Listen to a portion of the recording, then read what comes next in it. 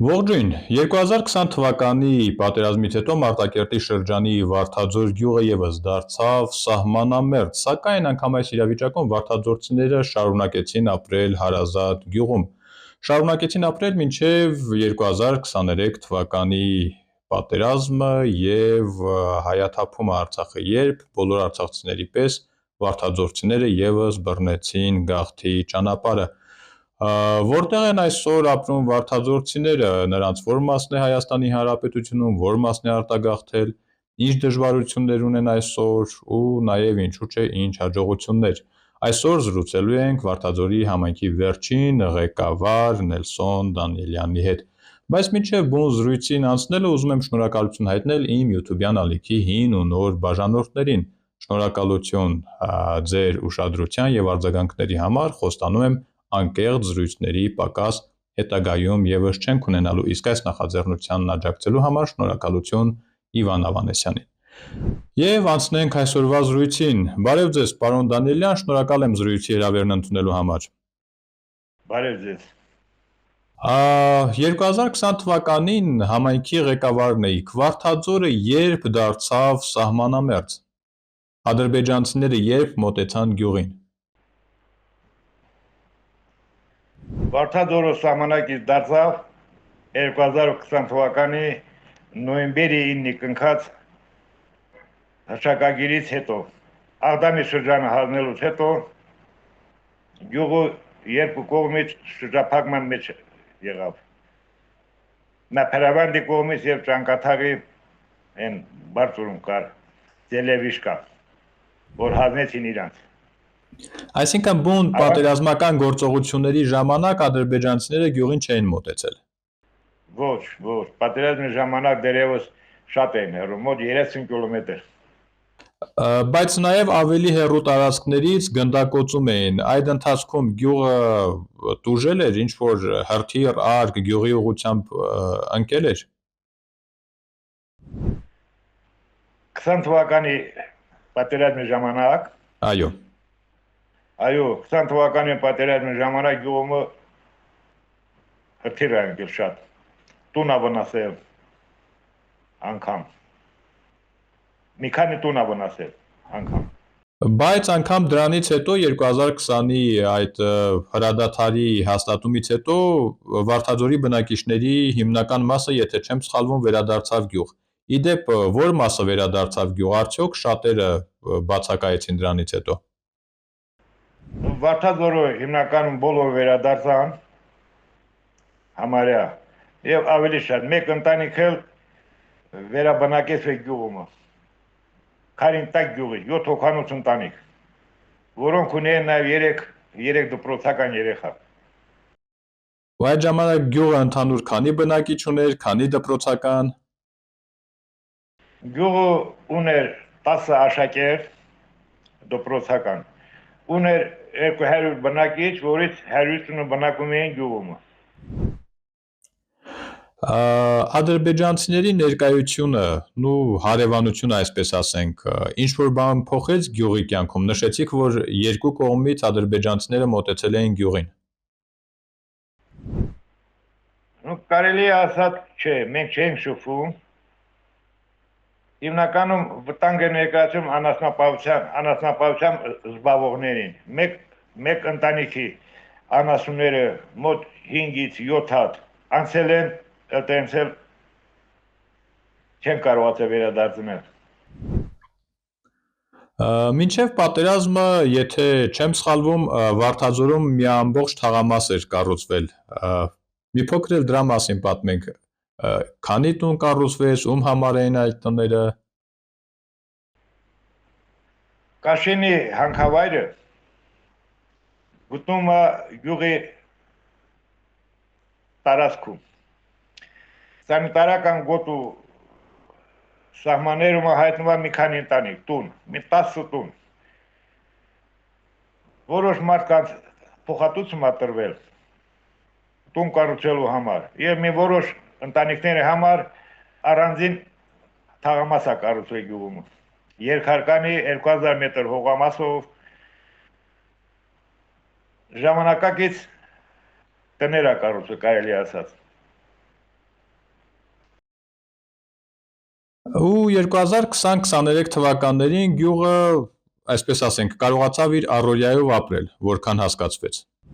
Մինչև 23 թվականի սեպտեմբերը գյուղի նկատմամբ ադրբեջանցիները որոշ ուշադրություն, այսպես ասենք, ունեին եւ եթե չեմ սխալվում, մի քանի անգամ նույնիսկ փորձել էին դեպի գյուղ առաջանալ։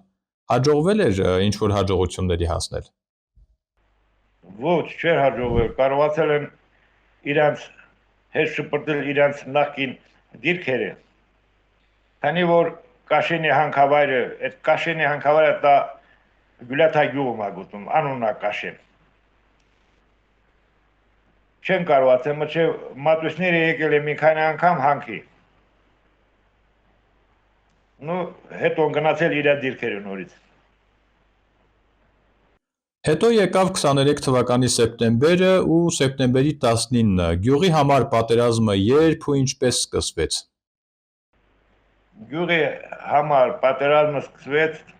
2023 թվականի սեպտեմբերի 19-ին, ժամը 1-ին։ 1:10, 1:12 րոպեին հրթիռակոծվեց դիրքերը։ Պուշկինյալ եւ Ճանկաթա գյուղի մեզանից մոտին այդ դիրքերն էին։ Մի որոշ ժամանակ հետո այդ հրթիռակոծությունից հետո արդեն ավտոմատային կրակահերթեր էին լսում շատ ուժեղ։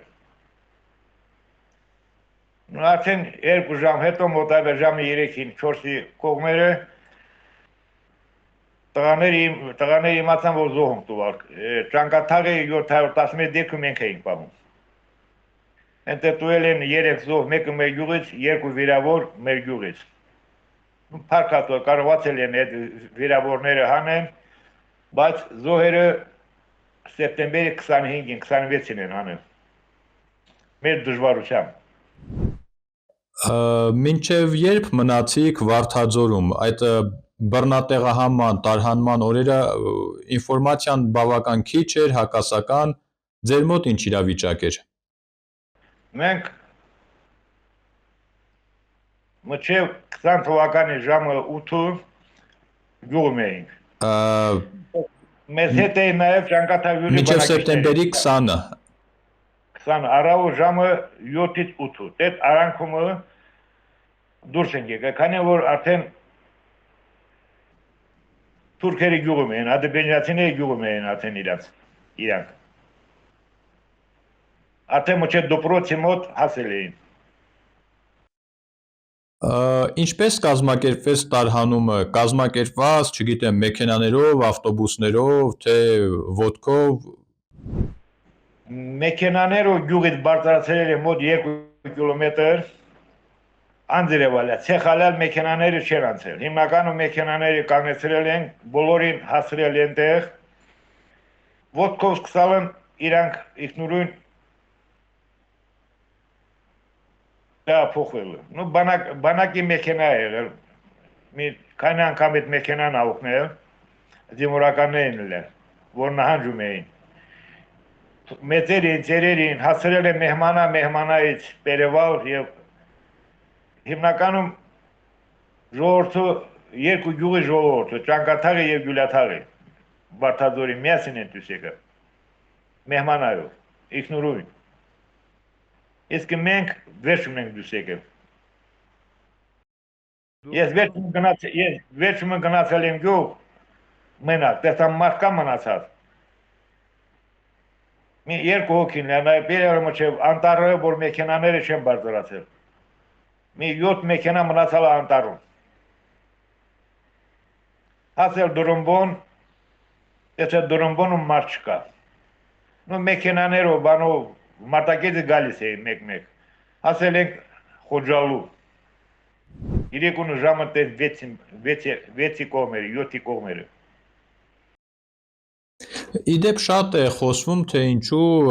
արցախցիները չկռվեցին, ինչու դուրս եկան, ձեր գյուղի օրինակով կռվելու,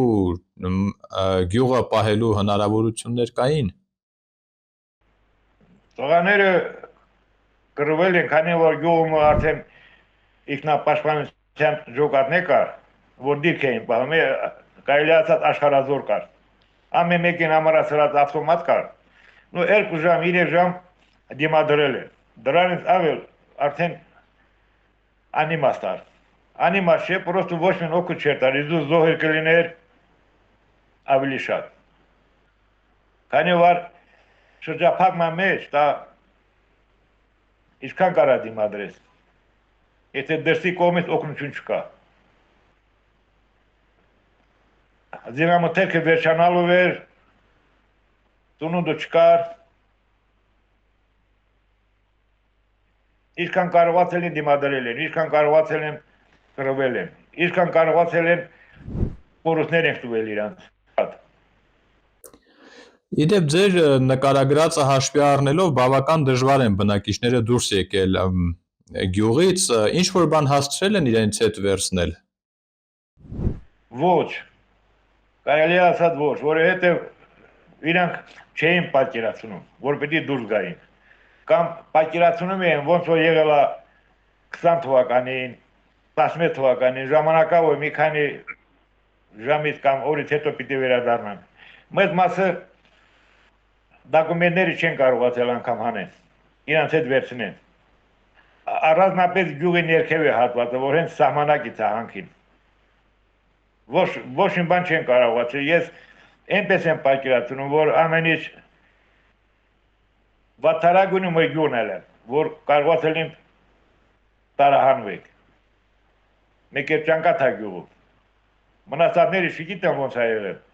բայց ամեն դժվարը մերն է եղել։ Այդ բռնատեղահանման ժամանակ ու այդ պահին գյուղը քանի բնակիչ ուներ ու դպրոցը քանի աշակերտ։ Գյուղը ուներ 150 բնակիչ, 10 աշակերտ։ Պատերազմի օրը աշխատանքային էր, երևի դպրոցն էլ աշխատում էր։ Հա։ Ես որ գնացի դպրոց ուսուցիչները էին մեջի մի պատի տակ պատասխանવા եւ այդ թաղամասի որոշ բնակիչներ հավաքվել են այնտեղ 23 թվականին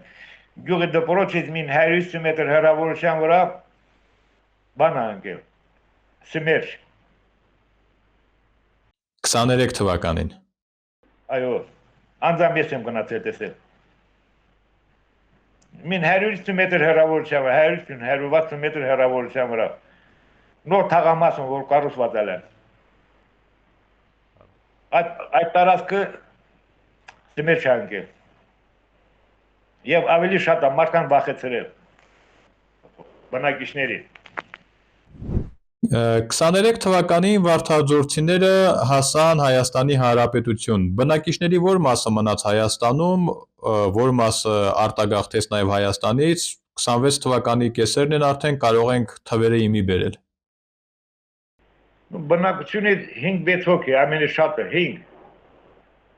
5 հոգի, փոքր են Ռուսաստանի Դաշնություն, հիմնականում իր տղաների, իր երեխաների մոտ։ Մնացածը ապրում են Հայաստանի Հանրապետությունում, Գեղարքունիքի մարզ, Ճամփարակ համայնքում, Արտաշատի Արարատի մարզում, Բարտարաշին գյուղում, Գեղարքունիքի մարզում Աբովյանի մոտերքը եւ հիմնականում մի մասն Երևանում են ապրում։ Կապը կա, իրար հետ խոսում ենք, իրար հանդիպում ենք։ Բնակիչների անելիքների ու դժվարությունների մասին քիչ հետո կխոսենք, մինչ այդ ուզում եմ հարցնել, գյուղում ինչ թողեցինք, խոսքը միայն նյութական արժեքների մասին չէ, այլ նաև հուշարձանների, պատմաճարտարապետական այդ շենք-շինությունների մասին։ Գյուղը հայրենական պատերազմին նվիրված հուշակոթողը, Արցախյան պատերազմին նվիրված հուշահամալիրը, գյուղը եղել է նախկինում դեռ 23 թվականին ավերված էր, բերդ է եղել, եկեղեցի է նախկինում, որը վերջում ծառայում է որպես հանդուսների տուն, որոշել է նորից եկեղեցի վերածեինք, արդեն պայմանավորված, խաչքար էր շատ, 200-ից ավելի, որոց մեր նշանավոր է մեր փրկիչը, խաչը որ փրկիչ էինք ասում։ Այդ հուշարձանների վիճակի մասին տեղյակ եք, պահպանվում են, թե ավերվել են կամ վնասվել են։ Չէ, տեղեկություն չկան այդ հուշարձանների մասին, որովհետև չեն կարող իմանանք։ Իսկ գյուղի մասին տեղեկություններ կան, հավանաբար ինչ-որ տեսանյութեր երևում են, հավանաբար ինչ-որ տեսանյութեր դուք էլ տեսնում եք։ Շատ վիդեոներ են իրանք գցում։ Հիմնականում գյուղը մնում է, վեշերը թալանված է մեջին հիմնականում, բայց շենքերը մնում է դուր, պատուհան, տանիք, հայատները բանը վերջումն վիդեո ենք տեսել մարտի 12-ի դուրությամբ։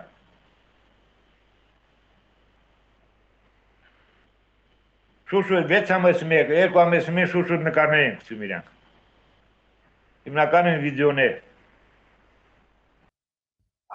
Վարդաձորցիների այսօրվա խնդիրներին անդրադառնանք, շատ են ասում, որ արցախցիները չեն ցանկանում Երևանից դուրս ապրել, բայց ձեր օրինակով տեսանք, որ փաստացի Երևանում բնակվող գրեթե վարդաձորցի չունենք։ Շատ քիչ է, մի 5-6 ընտանիք կամ 10 ընտանիք ամենը շատ է Երևանում։ Հիմնականում ասած է ապրում են Արարատի մարզում, Գեղարքունիքի մարզում եւ Կոտայքի մարզում հիմնականում։ Համ մեկ ընտանիք է Լոռու մարզում, եթե սխալում չեմ, մեկ-երկու ընտանիք է Լոռու մարզում են ապրում։ Գյուղերի մեծ մասի համար բնակիչների հիմնական զբաղմունքը գյուղատնտեսությունն էր։ Վարդաձորցիների համար հիմնական զբաղմունք էր դարձել հանքագործությունը եւ բավական շատ մասնագետներ ունեիք։ Այսօր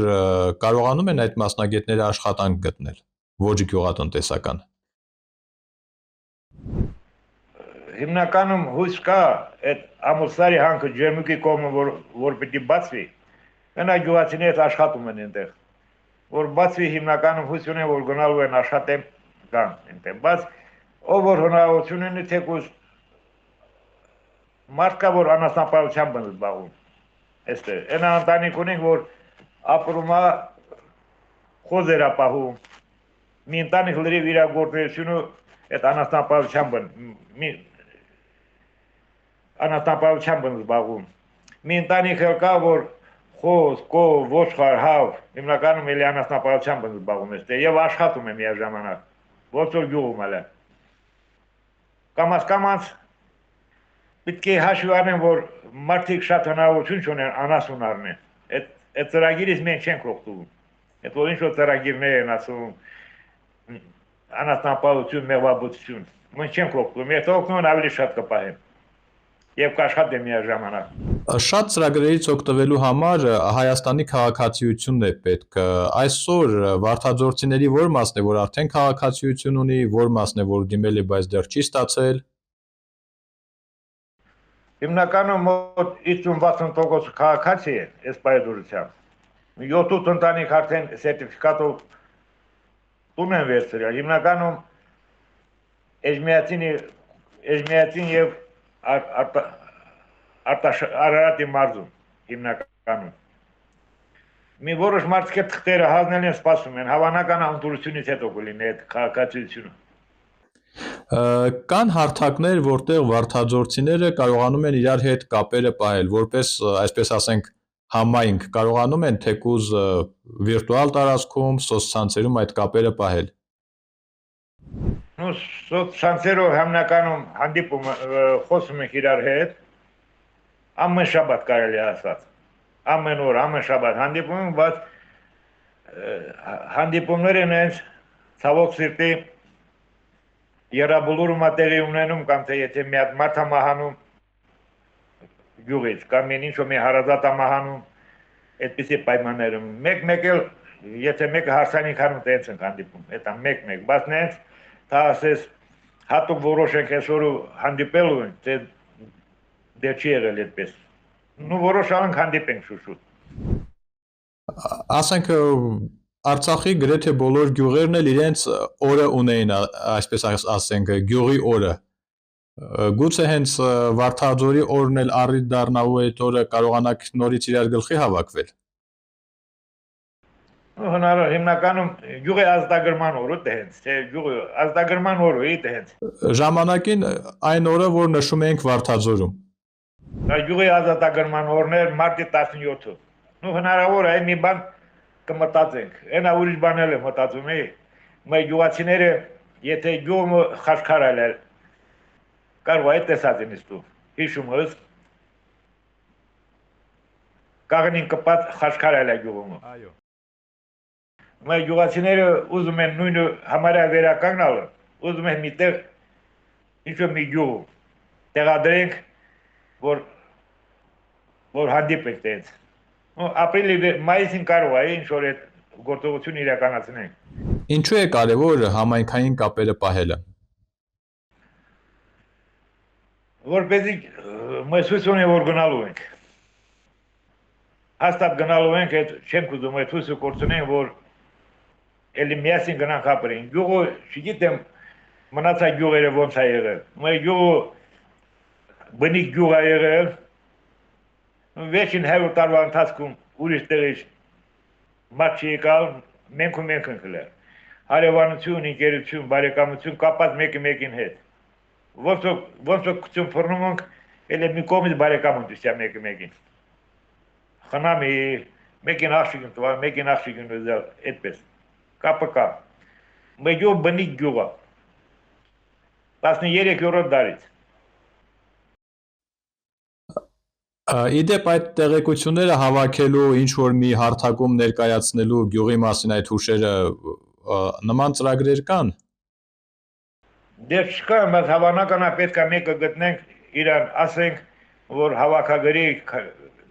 բնակության թվականակը, ընտանիքները ոնց է եղել, պիտի հավաքագրենք, պահենք։ Շնորհակալություն։